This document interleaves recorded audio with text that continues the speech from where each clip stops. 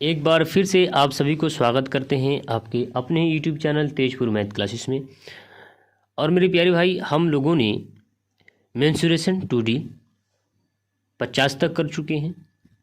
और मेरे प्यारे भाई, आज हम लोग स्टार्ट करेंगे 51 से, और 51 से आज हम लोग पढ़ेंगे। देखिए क्वेश्चन क्या है। क्वेश्चन बोला है कि 14 सेंटीमीटर भुजा वाले वर्ग के अंतर्गत खींचे जाने वाली अधिकतम त्रिज्या के वृत्त का क्षेत्रफल बताना है। अब देखिए मेरे प्यारे भाई, ये क्षेत्रफल का बात किया है, और ये जो क्षेत्रफल वृत्त जो है वो एक वर्ग के अंदर है। तो एक वर्ग ड्राइंग कर लेते हैं क्या। एक वर्ग के अंदर है, और इस वर्ग के अंदर क्या है, एक वृत्त है। क्या है? एक वृत्त है, और इस वृत्त का कोई ना कोई त्रिज्या होगा, ठीक है। लेकिन यहाँ पे एक बात दे रखा है कि 14 सेंटीमीटर भुजा वाले वर्ग के अंतर्गत 14 सेंटीमीटर भुजा यानी इसका जो भुजा है वो 14 है। तो आपको मालूम है कि वर्ग की चारों भुजा समान ही होती है। तो जब यहाँ से यहाँ तक 14 है, यहाँ से यहाँ तक 14 है, तो क्या यहाँ से यहाँ तक 7 होगा? बोलिए तो। और यहाँ से यहाँ तक 7 होगा, यानी r बराबर आप कह सकते हैं 7 है। जब r बराबर 7 है तो आप निकाल सकते हैं वृत्त का क्षेत्रफल कितना होता है, पाई आर स्क्वायर होता है। तो पाई का मान खोल देंगे, 22/7 होता है, और r यानी 7 गुना 7 यानी r स्क्वायर, ठीक है। 7 से 7 कट जाएगा, इसको गुना करेंगे तो 154 सेंटीमीटर रहेगा, वर्ग सेंटीमीटर, ठीक है। यहाँ से 154 वर्ग सेंटीमीटर आंसर होगा, जो ऑप्शन नंबर आपको ए में दिख रहा है, ठीक है। देखिएगा 52 नंबर क्वेश्चन बोला है कि 3 मीटर भुजा वाले वर्गाकार 3 मीटर, ध्यान देंगे, 3 मीटर भुजा वाले वर्गाकार फर्श पर 20 सेंटी गुना 30 सेंटी साइज के कितने पत्थर लगेंगे। तो 20 सेंटीमीटर और 30 सेंटीमीटर साइज के कितने पत्थर, तो एक पत्थर का बात किया है ना। अगर हम 20 और 30 को गुना कर लें तो एक पत्थर का क्षेत्रफल निकलेगा। लेकिन यहाँ 3 मीटर, ये सेंटीमीटर, ये मीटर, तो इसको हम लोग सेंटीमीटर में लेके जाएंगे तो 100 से गुना करेंगे। तो यहाँ हम कह सकते हैं मेरे प्यारे भाई, हम कह सकते हैं कि जो वर्ग का भुजा की लंबाई है वो कितना है, 300 सेंटीमीटर कह सकते हैं। अरे भाई 3 मीटर है और इसको सेंटीमीटर में लेके जाएंगे तो क्या 100 से गुना नहीं करेंगे, तो 100 से गुना करेंगे तो 300 सेंटीमीटर, ठीक है। क्यों हम सेंटीमीटर में गए हैं, क्योंकि इसका जो एक फर्श का जो लंबाई चौड़ाई दे रखा है वो दे रखा है 20 सेंटीमीटर और 30 सेंटीमीटर। तो जब एक की क्षेत्रफल से अगर वर्ग के क्षेत्रफल में भाग कर देंगे तो कितना लगेगा ये पता नहीं चल जाएगा। तो इसका क्षेत्रफल निकाल लें। भाई ये भुजा ना है, 300 सेंटीमीटर भुजा है, इसका क्षेत्रफल निकालेंगे तो कितना हो जाएगा, 300 गुना 300, ठीक है। और भाग कर देंगे एगो फर्श के क्षेत्रफल से भाग कर देंगे तो पता चल जाएगा कितने पत्थर लगेंगे। तो 20 गुना 30, तो पता चलेगा क्या कि कितने, यानी नंबर कितने पत्थर लगेंगे। देखिए 30 से 30 कट गया, 0 से 0 कट गया, और ये कितना होगा 150। तो कितना लग जाएगा, 150 पत्थर के साइज लग जाएंगे, ठीक है।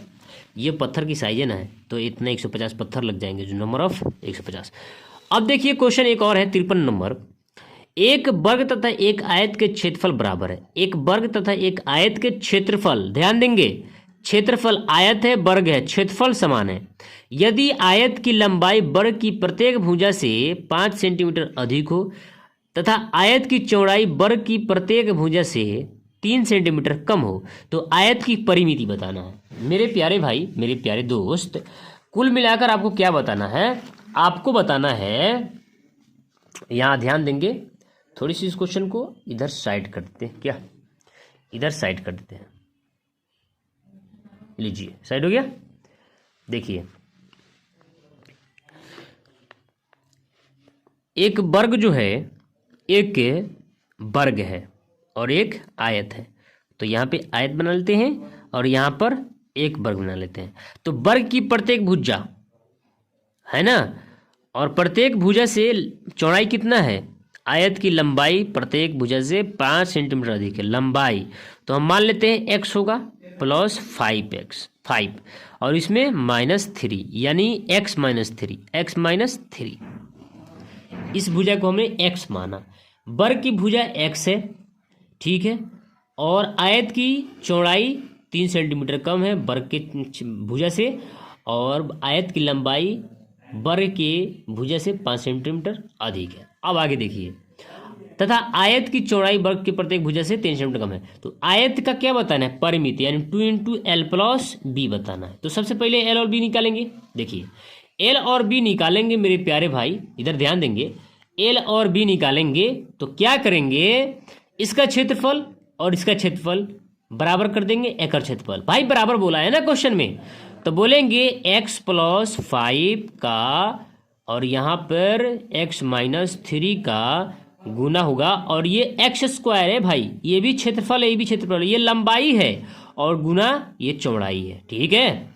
अब देखिए गुना कर जाएगा, x में गुना करेंगे तो x², और ये प्लस में, ये प्लस में, प्लस का 5x, उसके बाद अरे कैसे कर दिए हम, x में x से गुना x², x में 3x तो -3x, यहाँ देखिए x² -3x, अब 5 से 5x प्लस में बराबर माइनस का 5 × 15x बराबर x²।